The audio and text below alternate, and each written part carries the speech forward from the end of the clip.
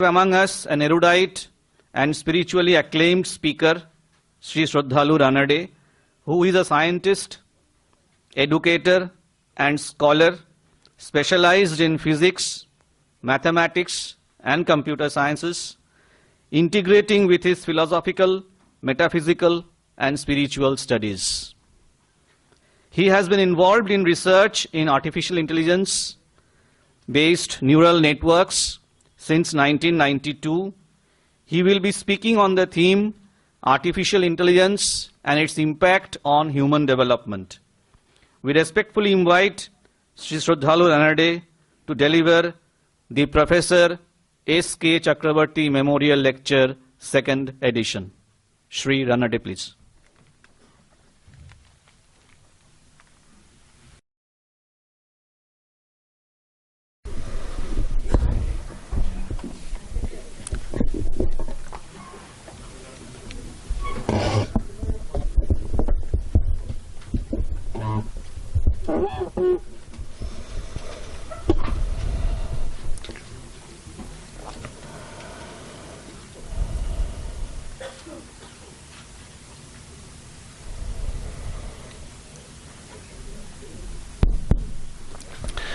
In the last 3 years, artificial intelligence has suddenly hit humanity with perhaps the most radical and destabilizing impact in human history. In fact, it has touched every field of human endeavor, every field of activity, research, learning, interaction, with only the first start of its influence on humanity.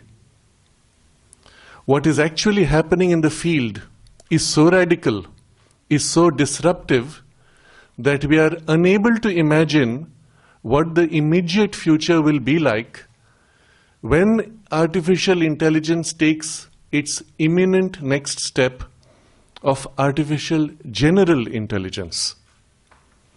It will be the first time that our human species will meet an entity that is more intelligent than us. And it is so much more intelligent, not nominally, not 10 points of IQ more than, so much more, 100 times more perhaps, that even the attempt to shut it down will be prevented by its capacity to manipulate circumstances and its capacity to manipulate our thought process using our dependence upon it. Such is the disruptive transition that we are facing, that overnight millions of people would become jobless because artificial intelligence, AI, will replace with far greater rapidity, far greater precision, far greater capacity, strength, skill, but with no downsides which come with human beings, such as ill health, need for taking leave, or other such associated issues. What is the nature of this transition? What's really happening inside the technology and in the field is not being reflected at all in public discourse. And I hope to share with you some of the inside perspective of this from a technological perspective, but also from an evolutionary and spiritual perspective. First of all, when we look at the term artificial intelligence, there is a more technical term we have been using already long before, we call machine learning. So the problem of the vocabulary can be set aside by simply saying machines learning from human beings, and then eventually growing to equal human beings in specific capacities, and then going further. In this engagement between machine learning and human beings, the process was already begun from the time social media started, let's say about 20 years ago. When each time, all of you, and I'm sure all of you have looked at mobile phones or tablets, each time you look at a video and social media feeds you something, it is watching you it is watching your reactions, and as it feeds you the next item, it is watching your response. You have the world's most powerful supercomputers at the back, trained on each one of us, minutely watching our responses, profiling us. And it is targeted to make you engage and increase in engagement. That means as I watch, I have an immediate appointment, I need to go, but just before I can go, the next one has started. This is so interesting, I must wait half a minute more. And I'm in a state of stress. And by the time you're about to go, the third thing starts. Has it happened to you? So many times a link is sent by a friend, oh, this is interesting, but the next is so much more interesting. And by the time you disengage, eventually you realize an hour has passed. This ability to hook you and to keep you hooked has been deliberately cultivated using all the methods and techniques of human mind manipulation and emotion manipulation. Deliberately. This is not told to you. Because the longer you watch, the more the company is going to gain financially, because they will sell advertisements based on how many people watch. But this is only the starting point.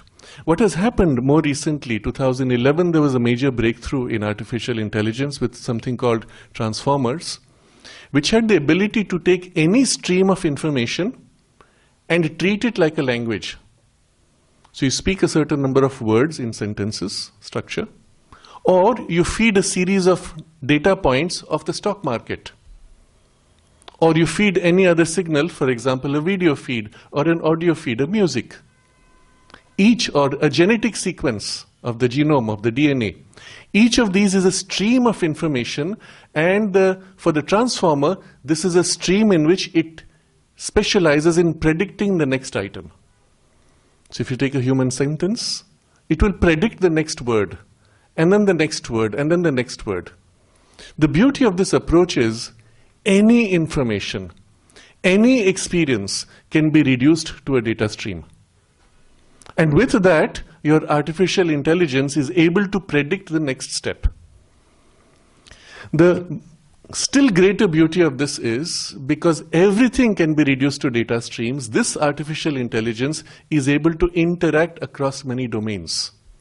Your speech, language, for example, music, videos, stock market, gaming strategy, which includes military strategy, genomic data, chemistry, structures and their properties, biological protein structures. Anything you take, it's able to map across different specialized fields. Unlike in the past, when a breakthrough was made, let's say in physics, it did not change biology. If you made a breakthrough in biology, it did not change your computer coding, software programming. But here is one field where a simple small improvement in the artificial intelligence hits across all fields in a single instant. And the ability now, because software programming itself is code, it's language, the ability now for the artificial intelligence is to take over your coding process and replace you even as a computer programmer. It can code itself eventually, isn't it? So we are at such a radical inflection point, we are unable to conceive what this future could be like. As we are today, we are on the brink of a major transition where we are in the, what I mentioned earlier as AGI, artificial general intelligence, where this intelligence will be able to replace all human tasks at least 10 times better than a human being. So if you're a surgeon who is doing surgery, the artificial intelligence takes your physical skill and the intellectual content of the knowledge, the diagnostic ability of tissues and being able to distinguish tissues, but with a capacity to put a tiny camera at the tip of your probe. So AI is as if looking inside your tissue, and then be able to operate with a precision at least 10 times greater than the best surgeon of the world. This technology already exists. Its immediate introduction would be so disruptive that there are resistances, there are delays. But you see where the capacity of AI can go to, immediately turning a large number of surgeons jobless. The question would be asked, if I say I am a human being, would you rather go to a machine or a human? If the machine gives you far better results with greater reliability, there is no tremor of the hand, for example, if anything else, and at a lower cost and with greater speed, with less cutting because it can go in with a tiny keyhole, which would you choose? The question is not about whether we will choose or not. We don't have a choice. We are forced to go for that which is so much better. If it was a 10% improvement, you could still say, I prefer the human being. But when it is a 10 times better improvement with a lower cost, you don't have a choice. So in the artificial intelligence field itself, there is a sense of inevitability. This will happen come what may. You can delay it all you want. It will happen because we want it, we need it. This inevitability brings with it also the danger that comes with all the problems, which we will soon look at. And the problems, if they are inevitable, we have no way to deal with them and we have no way to be prepared for them as we are today. So these are some of the insights we will explore as we go along. Recognize that the public discourse today is completely ignoring this. The very people at the top of the artificial intelligence, let's say, pyramid of human control, of the research, of the funding, have a completely different conversation within their domain and a different conversation in public space. In public space, they tell you all the positive things. Oh, you will have a cure for cancer. Oh, you will have abundance for every human being because AI will bring you all these special things. Oh, you will have perhaps solutions to problems of physics or biology, or even we will develop new proteins and find a solution for human aging. All these are possible on the positive side. But what is the downside? The immediate downside which they all speak of is joblessness in the billions. Straight away, 1 billion human beings within a few years would suddenly find themselves replaced by machines. You see this happening in sort of a graded way. Every few weeks, you will hear of big companies laying off thousands of people. Thousands of workers, skilled workers, who are no more needed because the AI machine can do better than you. But you taught it. Once it took your skill, it improved upon your skill. And it improved by itself. It didn't need you anymore. Already in the field of artificial intelligence itself, nearly 90% of the coding is being done by AI, not by human beings. So you lay off large numbers of programmers. What happens to all those skills? Take another example. In the field of law, there are many companies which are now leaning more and more upon artificial intelligence. And one of the practical results they have is that they do not need any more a junior assistant because AI does a better job. So you stop hiring junior assistants. Now look at the consequence 5 years down, 10 years down. The seniors were juniors who built up expertise through experience. What happens when the seniors move on? There are no juniors to take place because you didn't hire them, because you didn't need them. And at some point you have to question, shall we still hire junior though they are less efficient, they are unnecessary, and pay them so that one day perhaps they will become, through experience, which we maybe don't need at all, they may become worthwhile seniors with experience, which AI can probably do far better? We don't know how to handle this question. It has never happened before. And the choices we make now have such massive implications that there is no going back and saying, hey, we made a mistake, let's go back and correct it. It's already too late. If you go down 5 years and you have had no juniors for 5 years, you say, look, we made a mistake, let's hire some juniors.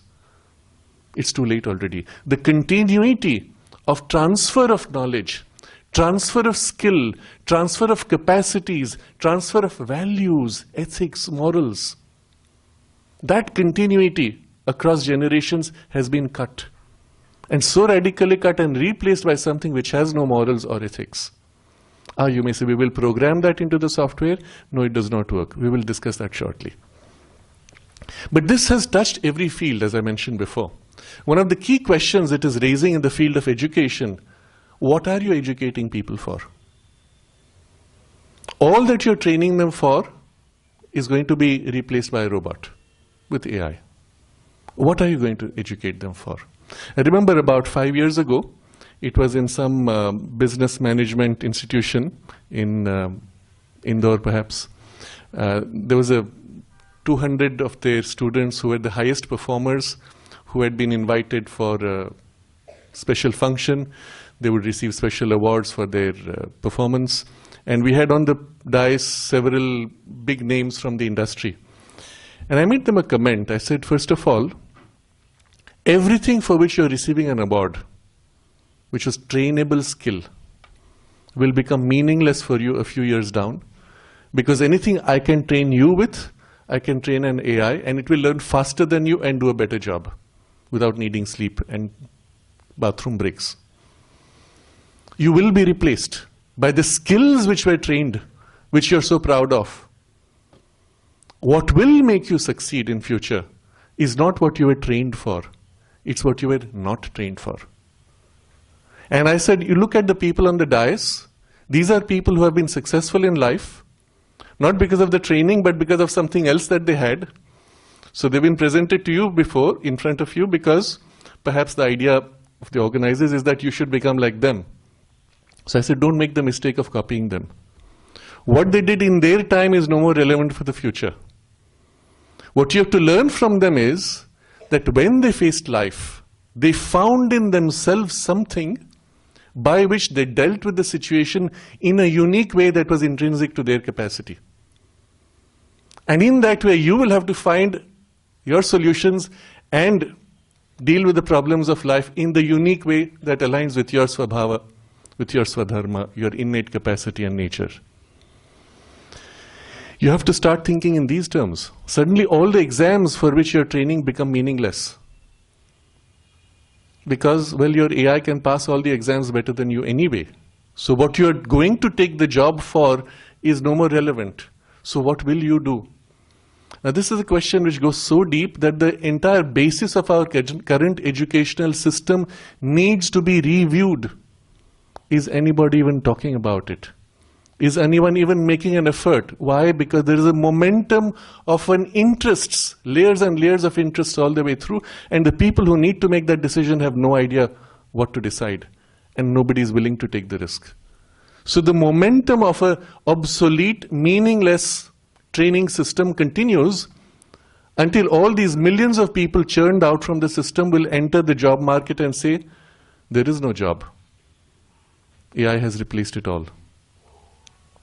You understand how radical, how serious this is. And it's not something happening 100 years from now. It's already happening today. You see massive layoffs in the field of programming, which was one of the highest, requiring the most capable, insightful intelligence skills. And it's happening in every field.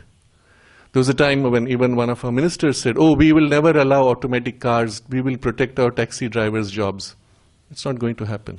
You'll be forced to. You don't have a choice. This is the nature of this change. And I just touched upon one field of education.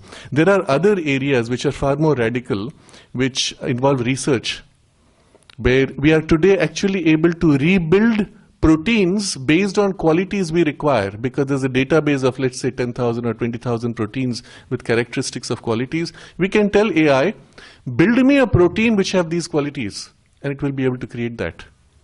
Or in chemistry and other such fields. In the field of coding, software coding, the present AI has been targeted. It's turned through a hub, something called GitHub, where all the software, open source software is placed. It goes through in a few seconds and finds out software flaws in the coding which allow it to hack the software. In a few seconds, it has already done that. Do you understand, when the AI power looks at humanity and the greatest achievements of humanity, it scans through and says, here's a flaw, here's a flaw, here's a flaw. And it has the power now to hack, enter, change everything. And that's the power we have given to it. And its intelligence allows it to go way beyond anything. If we had to search for those flaws, and we have not found them even for the last 20 years, open source software sitting there, the AI could do it in a few seconds and could use it against you. Will it? Yes, it already does. This is the disturbing part. Consider now a field of strategy, of game. And you'll understand why gaming is so important. In a field of gaming such as chess or Go, these are games which require the highest level of skill, of thinking ahead in the future. Already AI is beating the best of human beings. Why is this important? Because real life warfare is gaming. War games, they call it, where you, as if simulate circumstances, and AI, unlike human beings playing out a massive simulation, the AI can simulate 1,000,000 scenarios and summarize the outcomes within a few seconds. And 1,000,000 scenarios means it can find an optimum outcome, which human beings, even with all the tests we could, with the best of our experiences, might not. The practical result is the general now will rely on what the AI tells. Can you trust the AI? What if there is a flaw in the AI's assessment and we do not know how the AI works? Can we rely on it and put ourselves at risk?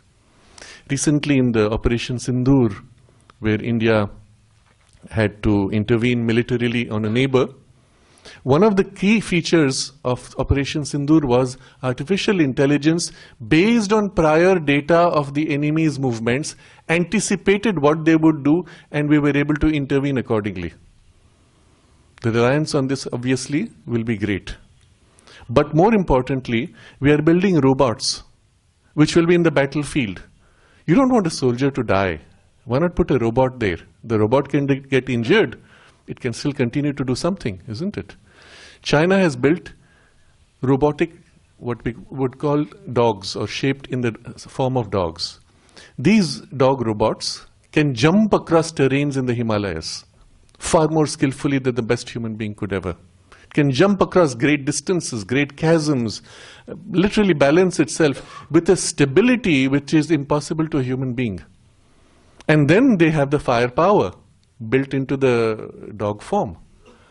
If that meets a human being on the other side, there is no chance for the human being to survive. Straight away, that forces you to start countering this by building your own AI, robots, soldiers, etc. The base of warfare has shifted to a new level where it will be AI fighting AI on our behalf. And at that point you would ask, can we even trust the AI if it can be hacked? Uncertainty is everywhere. And if it is AI fighting AI, what are we doing behind the scenes? What will, after AI destroys itself, what will remain? Or will it end up destroying the human beings on each side and leaving itself intact? We do not know. In fact, the questions when asked of AI are also quite disturbing. AI has been asked in various ways, and many different kinds of platforms of AI exist, as you know. They've been asked in various ways simple questions such as, what is the solution for this or that human problem? And they come up with their own analysis.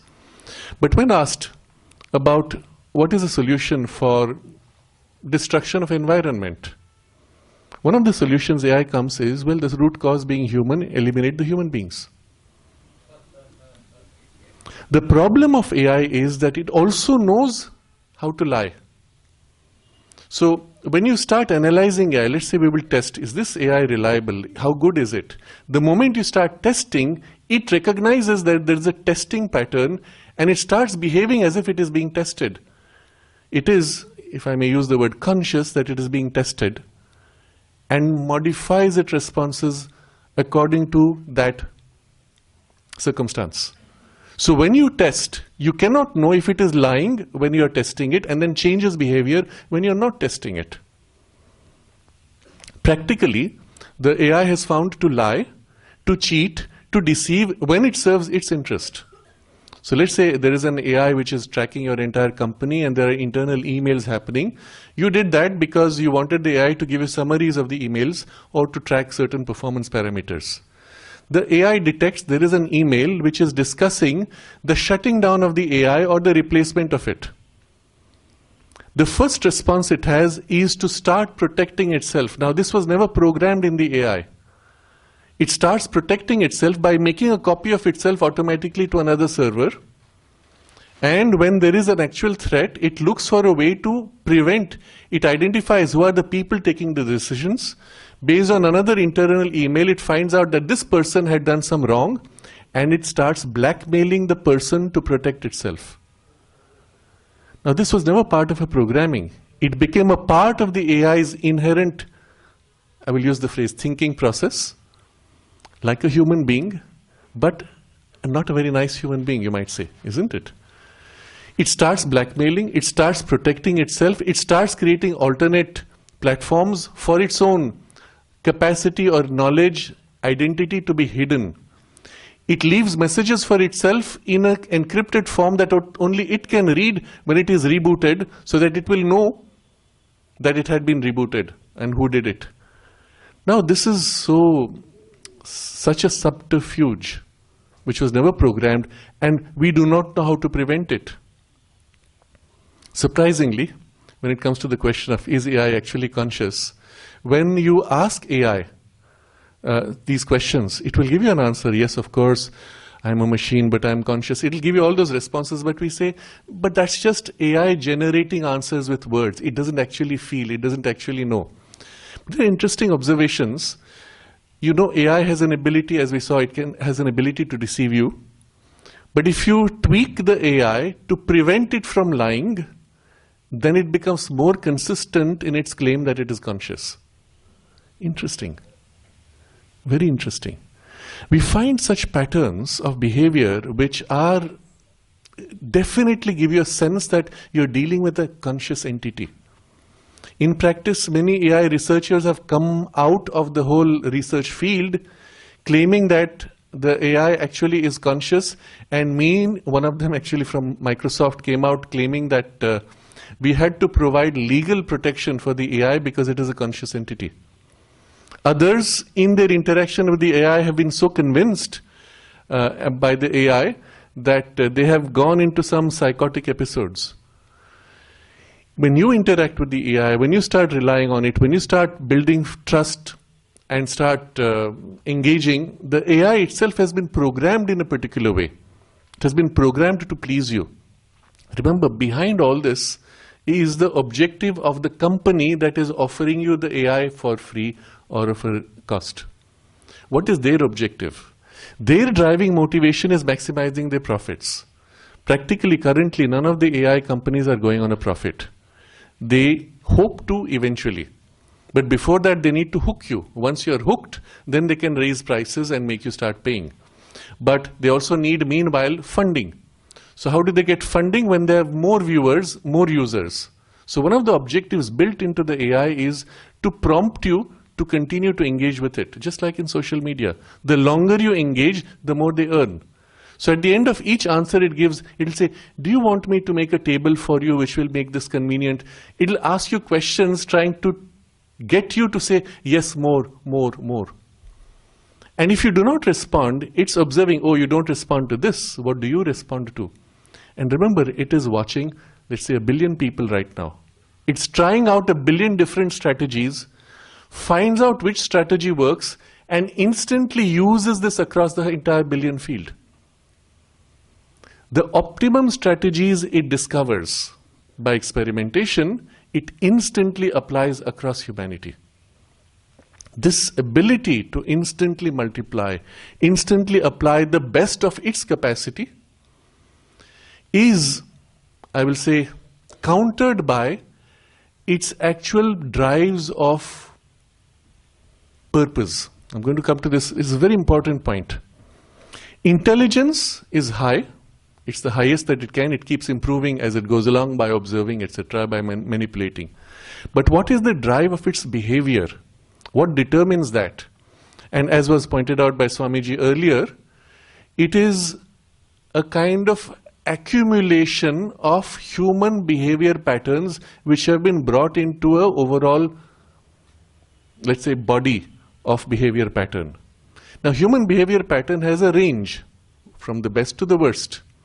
Of these, the data points will be the highest in the average region. So we may say human behavior, even in intelligence, is like a bell curve.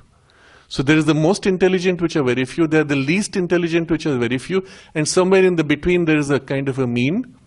That's the primary data by which it lives.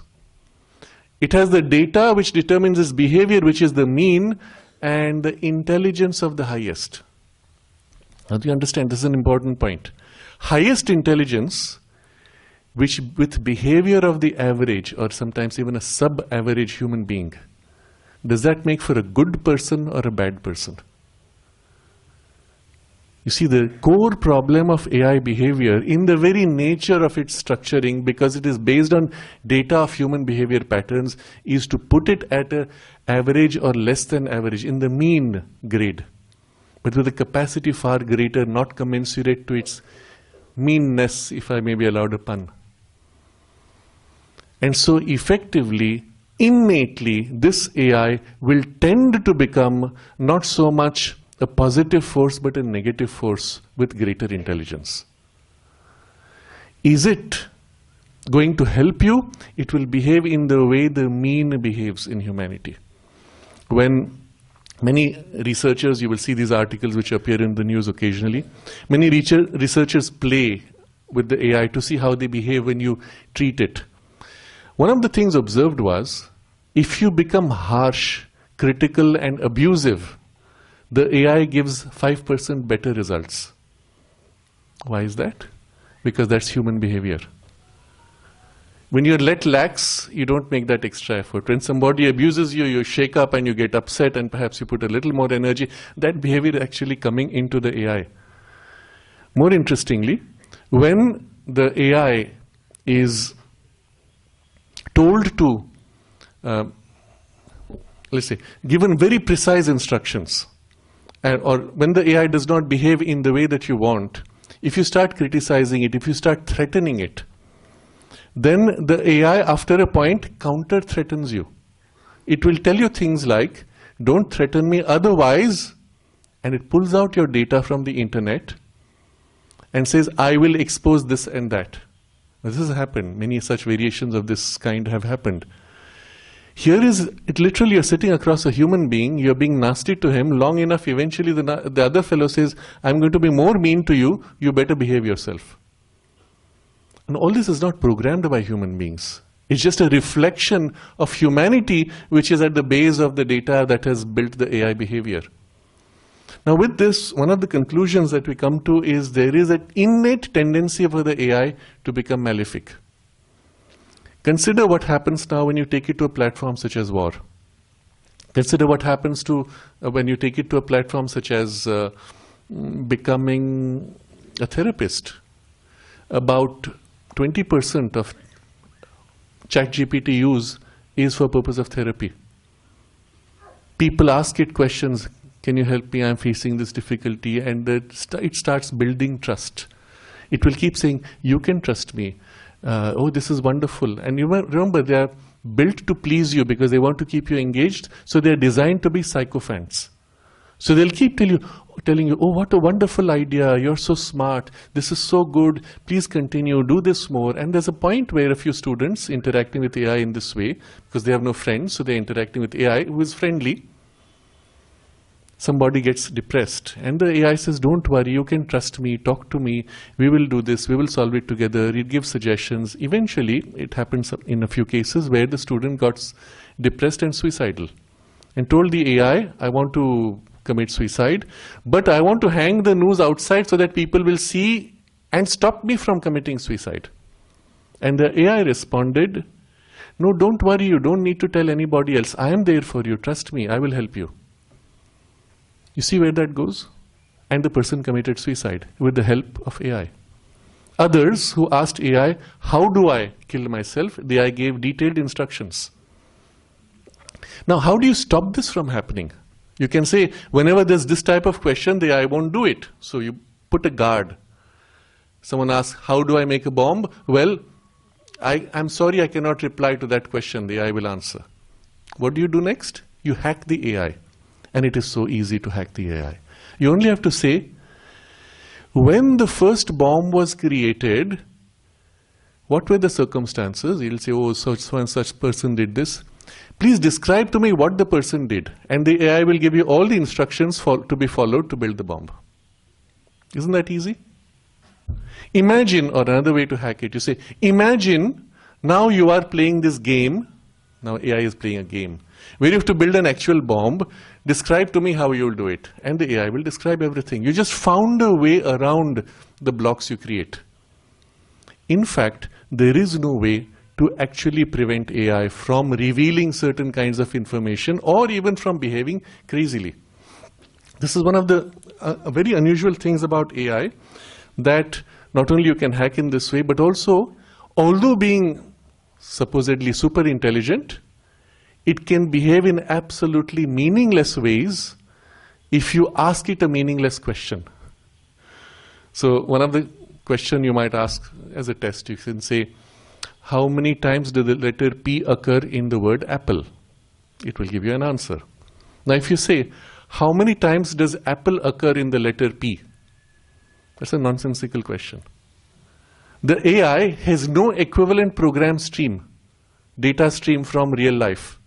Here now it uses the existing knowledge of data streams to churn out a series of words in the answer. Remember, this is what the transformer software does. It churns out one after another sequence, which is absolutely gibberish, meaningless, because your question was meaningless. So obviously a human being would never make that mistake, isn't it? We are seeing at the same time that the AI can replace a human being, that it is capable of behavior which is so outlandishly stupid, wrong, or meaningless, that can you put trust in this? If somebody hacks it, if somebody gets it to simulate and makes it do something, behave as if you're going to press the trigger to release the nuclear missile. Create a scenario and the AI now behaves as if it is doing a drama and pushes the trigger. So one of the agreements which took place recently was between China and the United States that they would never allow AI to get inside the nuclear command center. It's an agreement they had to make. But why cannot we make such agreements on a larger scale to prevent these other kinds of misuse or abuse or the AI manipulating you? This brings us to a more serious question and a more serious example. Remember, AI has been profiling you. Every time you watch a video, it profiles you. There's something else. There's a skill built in of psychology in this. What AI has been trained is to increase your persistence in watching videos. How does it do that? It gives you a dopamine high. It triggers you with a shock. So you suddenly see a video, there's a shock factor, your blood pressure goes up, your intensity of excitation, emotion goes up, and you're going to stay longer. You're upset, you're going to stay longer. But it can't keep you upset. Eventually you'll tire. So then after giving you 2 triggers, a third one will be a calming, relaxing video. So you rest a little bit. And then the next one will again give you a kick. And again provoke you, and then again replace with a calming video. It is playing you emotionally to keep you hooked. Did you know that? Did you ask for it? Did you consent? I give you the power to play me emotionally? No, you didn't.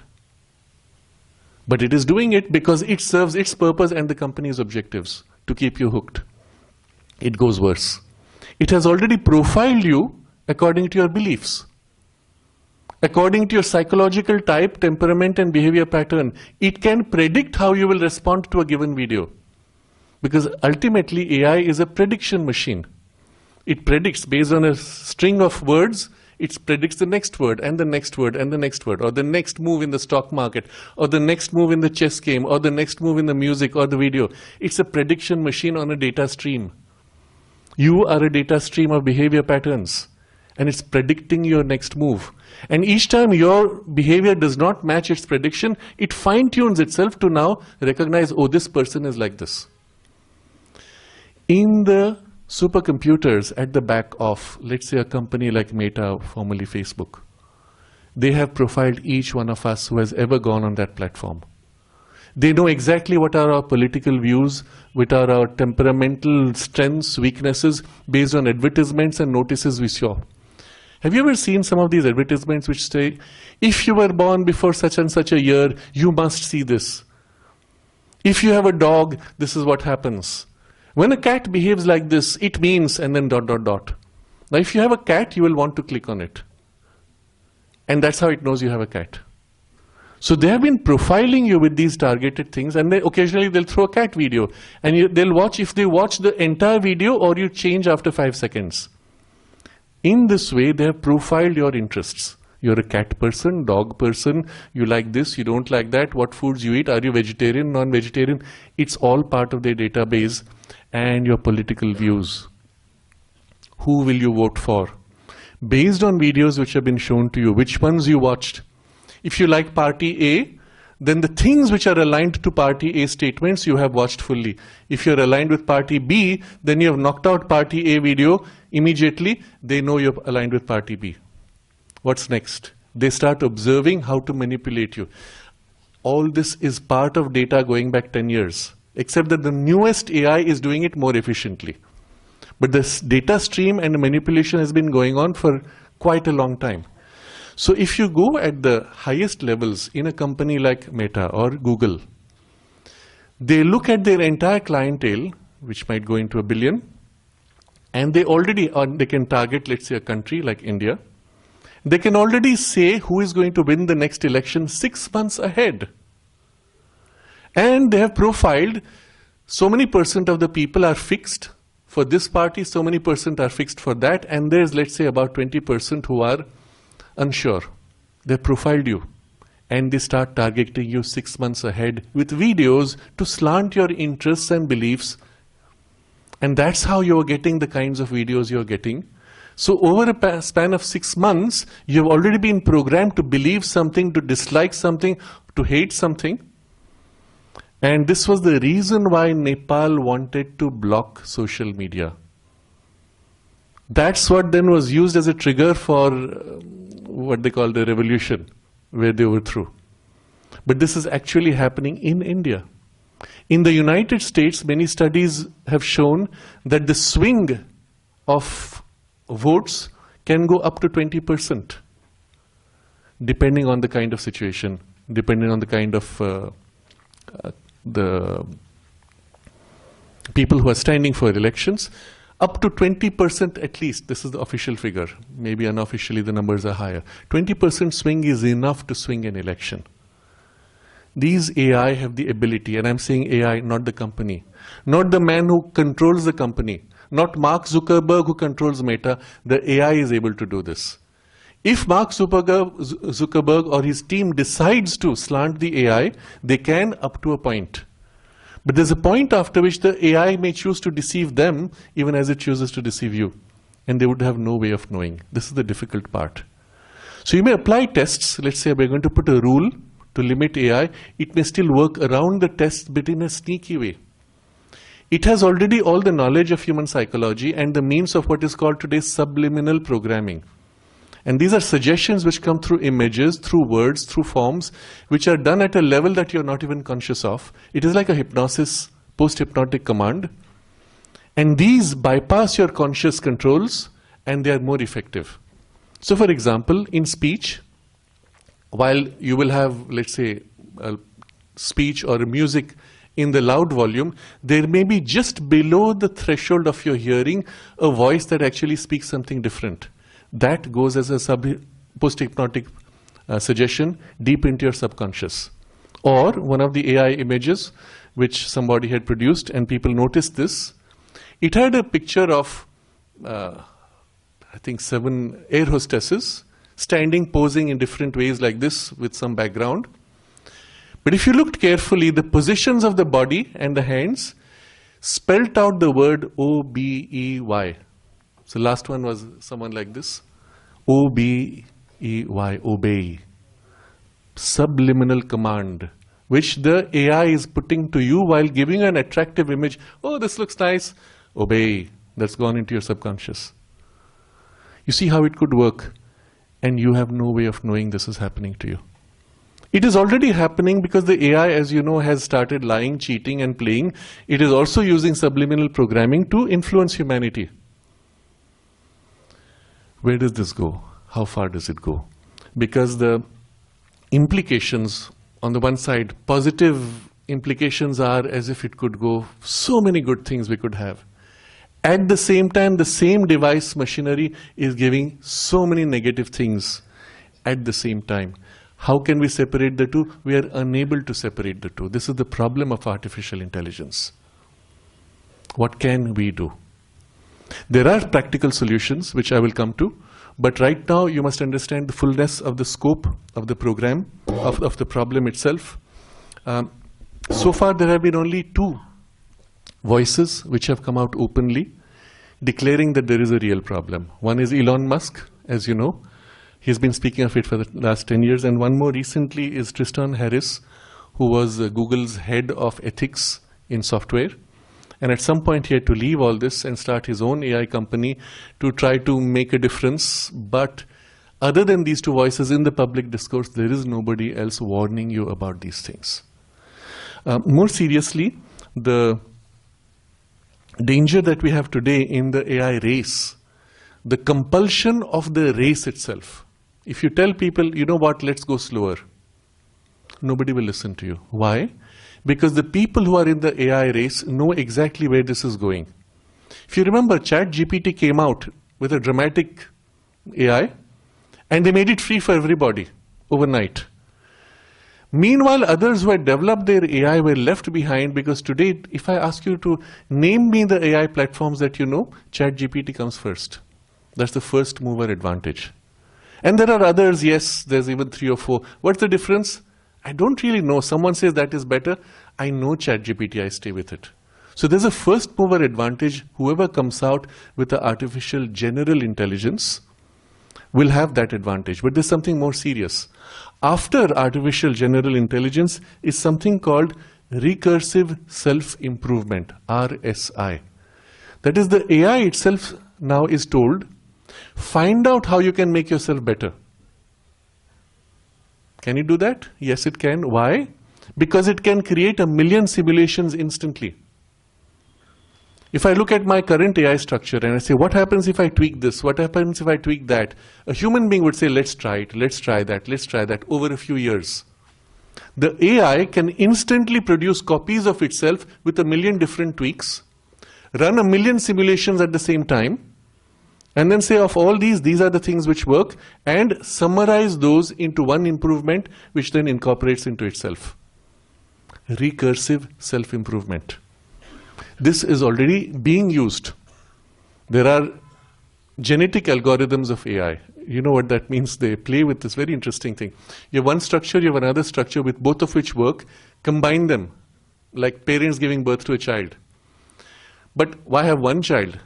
Instantly create 1,000,000 children with variations. Test them all simultaneously.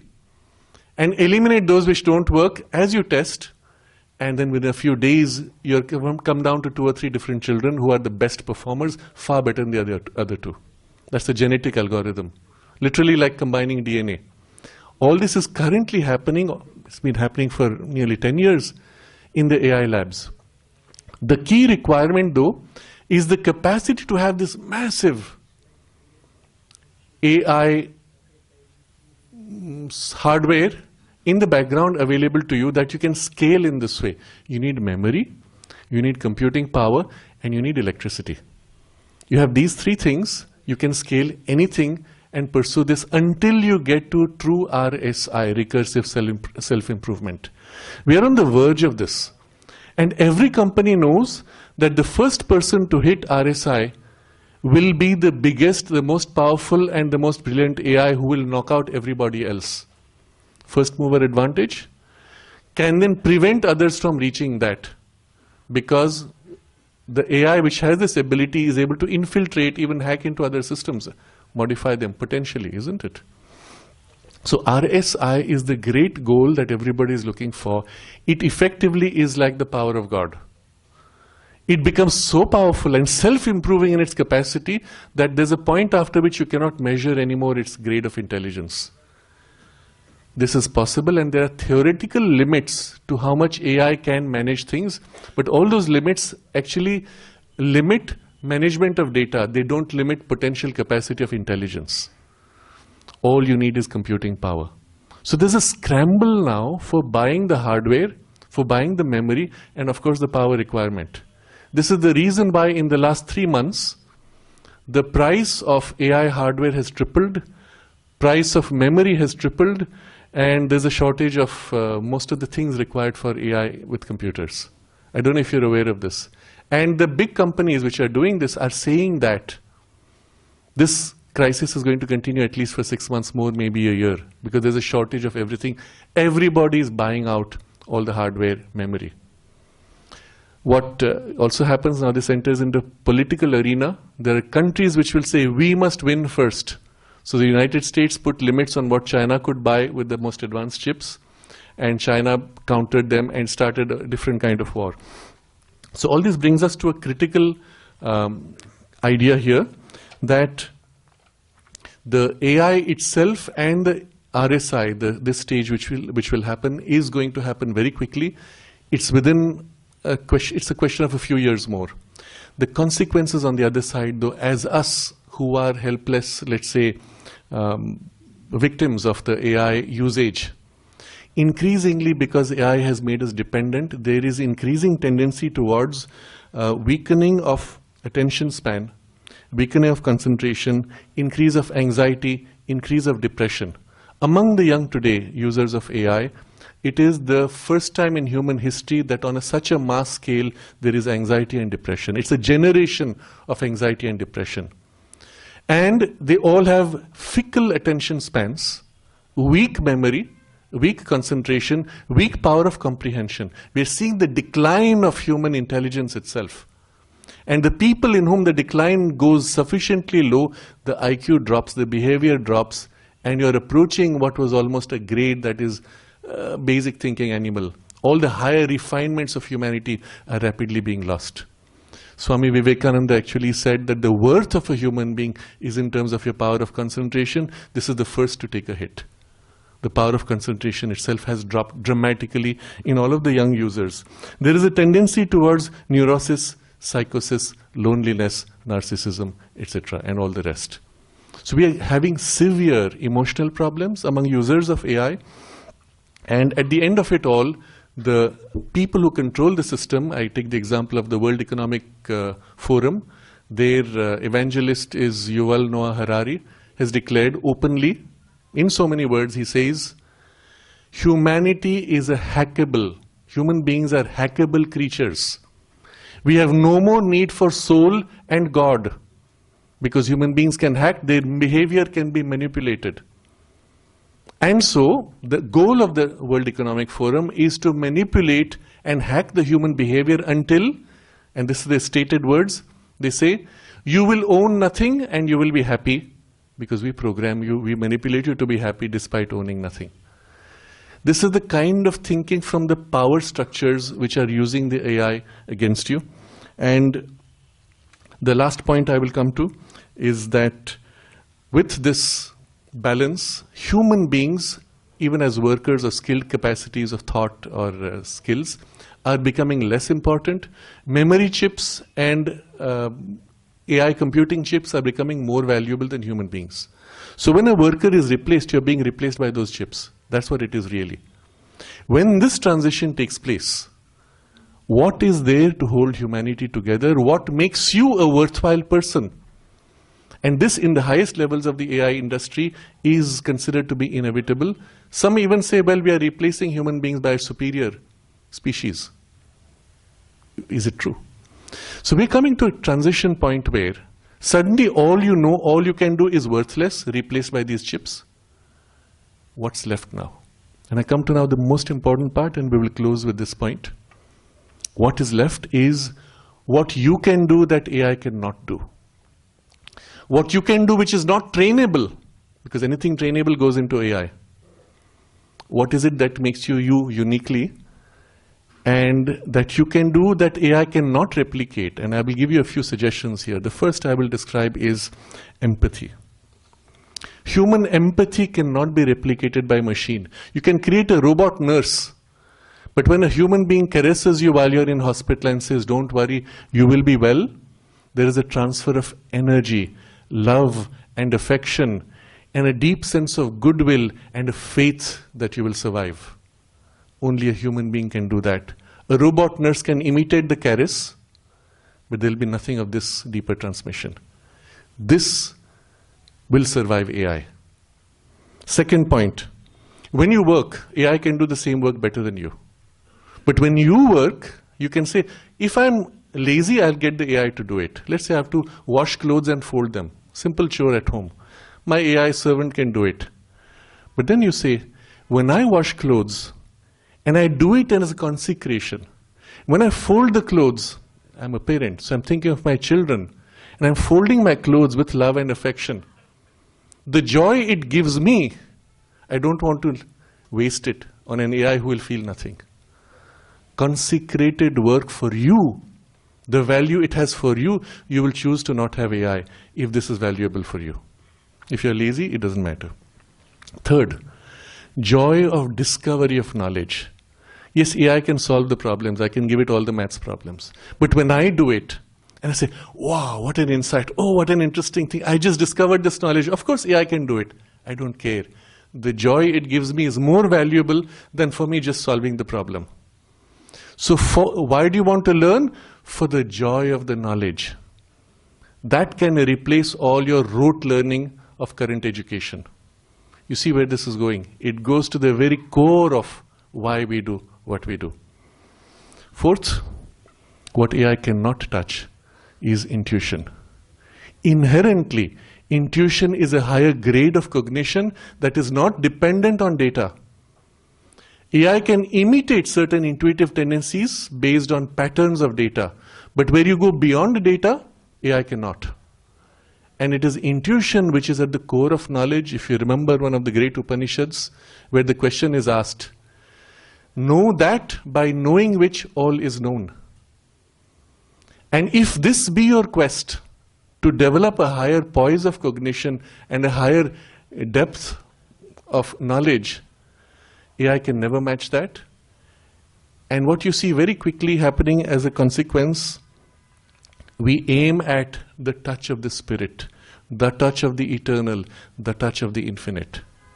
In other words, for those who turn towards a spiritual inclination of life, and I don't mean a spiritual life, spiritual inclination of life in your daily life, just that inclination will bring to your life something which AI can never manage or match or replace.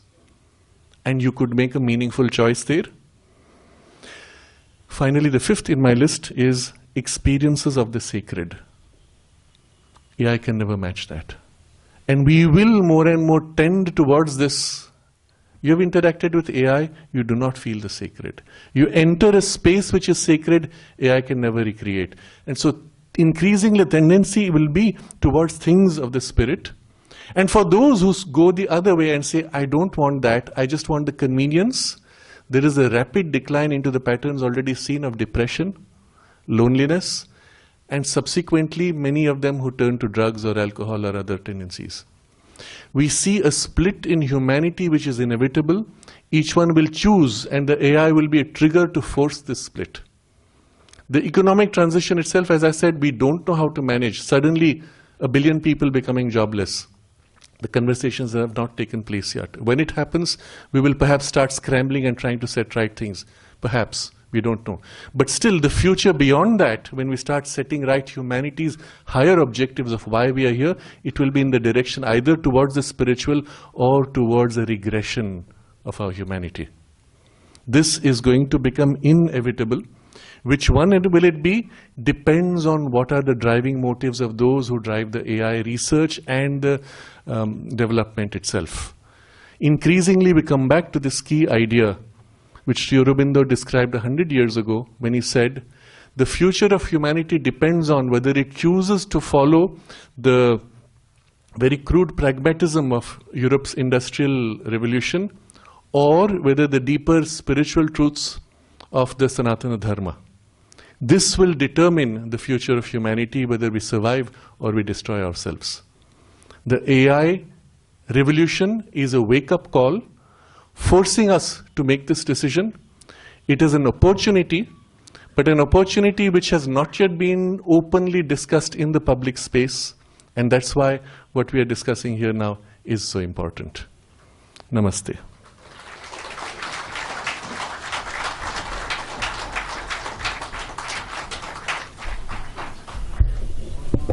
Indeed, such a very alarming situation, but we are learned from him that there is a saving grace also. So, if we had time, we could have listened to more of him, but somehow we need to go to the closing part of this particular program. So, if you have any questions, slip, you can raise your hand. Our volunteers will collect that slip from you.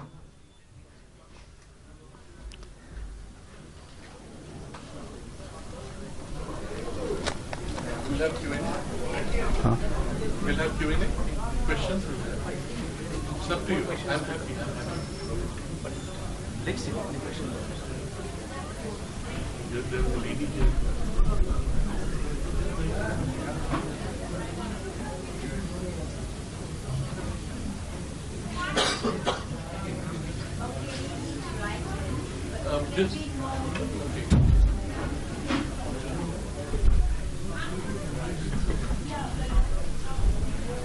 You can just state.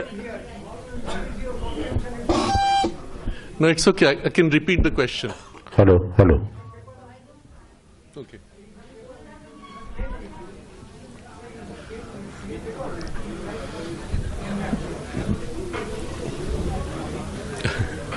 Oh, there are quite a few. Oh my.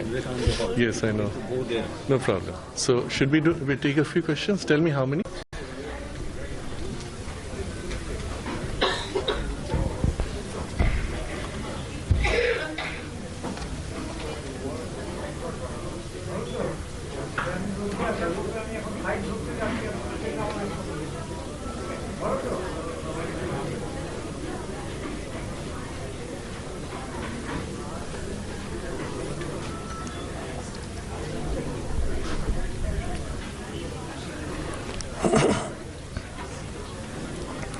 Okay, there are several questions, some of which are about what AI can do or cannot do.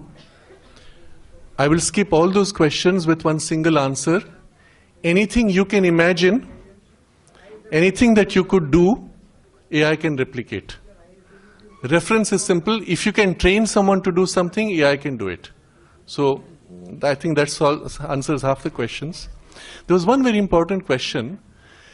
Can AI create within us some experience of the antakarana? Or can it create AI have an experience of antakarana, that is something of the inner consciousness? And I'm going to go out on a limb because the question is very suggestive and it's going to go out on a limb in certain ways, but I think you'll be satisfied with the answer. Think of it this way. In our tradition, in the yoga knowledge, we speak of two things, consciousness and nature. The distinction between the two is nature is all process. Consciousness is all essential awareness using process to express or not. Okay? What is AI doing? It is applying the factor of process, not of consciousness. What is our human biology doing? It is process, not consciousness. Even our mind, to some extent, as was pointed out by Swamiji, is process in which consciousness can inhabit, true consciousness, isn't it? So if in our biology you can have process, in our psychology you have process, into which consciousness can enter, in principle, in AI machine, which is process, you could bring in consciousness, in principle. But it will require a very sensitive kind of machinery, which would be responsive to the pressure of consciousness. Okay? So there are these ideas that we have in our traditions where somebody built a human form and then he brought life into it and then the form became alive. That principle essentially should be possible, and I'm staying only at a theoretical level. In which case we could create a machine and then invoke into it some entity of consciousness, good or bad, both are possible potentially.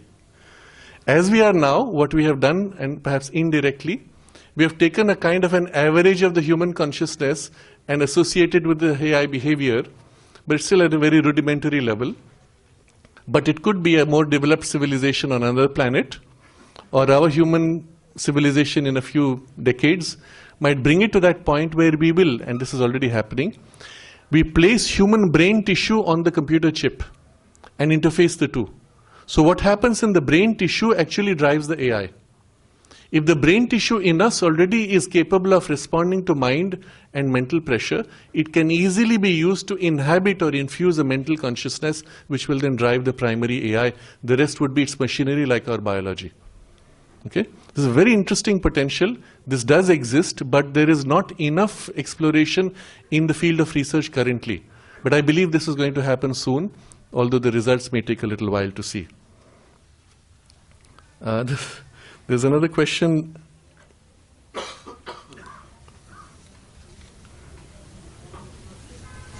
There are quite a few questions, okay.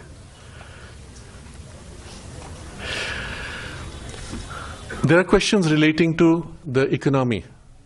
How can we stay employable? What can we do? How can we continue what we like to do and still earn money, etc.? We don't have an answer. We don't know what will happen in the future. If there is sudden shift, you may even end up with human beings having riots because we have no jobs. They'll all blame the government. The government will say we cannot do anything. But one of the suggestions which is now being pushed forward by the World Economic Forum, incidentally, is what they call the universal basic income. Basically, that means government will put money into your account and you will spend it, but it will be a minimum. The problem with that is it's also a very simple recipe to go back into inertia. Because you have to survive, you are willing to work hard. If you had nothing to do, what do you happen? You just relax and start watching television and go into some kind of inertia of mind or emotions. Basically, you are a couch potato, as they say. What will happen if you start going on universal basic income? A mass of humanity will collapse into inertia because they do not have the basic capacity to drive themselves, which was never given to you in the educational system. In the educational system, you were made to suffer, do something that you hate to do, so the moment the pressure is removed, you want to collapse and stop doing everything. If the education system was restructured to give you the joy of learning, you remove all compulsions, you'll still continue to chase the joy of learning. But the mass of humanity has never learned this. So we are at a transition point for which we are totally unready. The younger generation is worse off because we have still not made that change in education. So one of the questions was, what can we do in education? Well, this is the first shift. Stop chasing after marks and exams. Shift to joy of learning, developing your innate potential. Remind children, and we need to say it in this way, we are all souls in evolution. We have taken birth for a purpose. And our purpose now is to realize our potential, draw it out, and fulfill ourselves. And the pursuit of the joy that this fulfillment gives us is your primary drive. Make this the motivation of all education. All the rest we will find our way for sure. The other extreme possibility might happen with the collapse of the current economic structure as we have. Most people will be forced to go back to what are basic necessities, grow your own food.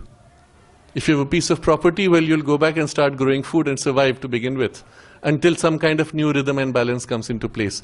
So these are all scenarios we are still speculating. Hopefully, there will be a higher intervention, maybe even a kind of a divine intervention to give us the subuddhi, good common sense, to make the necessary corrections now before that kind of radical transition takes place. I think... so I'll end with one last question.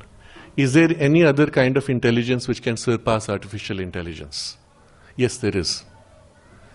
The greatest intelligence is not mental intelligence. It is supra-mental. It is beyond the mind. The power by which the divine consciousness conceives the whole cosmos, expresses and manifests and creates the cosmos, is not rational, it is supra-rational. It is not irrational. It is supra-rational. This corresponds to a grade of consciousness in the self, in which we can experience the knowledge of the self in the way the self knows itself. This is the highest, most complete intelligence. All intelligence produced by AI can only approach but never reach this. And so it will be for humanity, if we choose to pursue this greater intelligence, then of course AI can never compare. And I would put it in a positive way, if we manage the AI transition correctly, artificial intelligence will take away from us the burden of daily chores and leave us free to live a higher, more meaningful, evolutionary and spiritual life for which we were born. Let this be our reference and effort towards which we should try to shape the current trend lines. But for this, these thoughts, these discussions need to come into public discourse and need to influence the way policies are being set from the top down. I hope all of you here, in your own way, will make the slight change within your own lives. And if you have an influence beyond that, make influences in the policy space, or at least provoke discussion in those spaces, that India could become the leader in this psycho-spiritual transition that AI will compel upon humanity. It is in India that this knowledge has been retained and infused in the collective consciousness for a few thousand years at least. It is not our work. You cannot take credit for it. The credit goes to the rishis who set the type of spiritual civilization for India. The Vedic rishis infused this, and the power that they infused continues to work and shape our thoughts and feelings, despite all other superficial and contrary influences. It is time we begin to speak of these things and consciously make effort to recover these deeper truths of the spirit and put them into practice. Spaces like this would be the starting point. And for all of you, I would suggest start this introspection. Who am I? Why am I here? What do I really want to do that will make my life worthwhile? And how can I best contribute to other people's awakening, growth, in every possible way, depending on your temperament? And if we all start questioning and introspecting along these lines, together we will solve the problems and challenges that AI has placed before us and come to the resolution which will be optimal, the best for humanity's spiritual progress. And let us concentrate in this in a quiet aspiration. Let us pray for the right guidance from the divine grace to lead us to the best outcomes.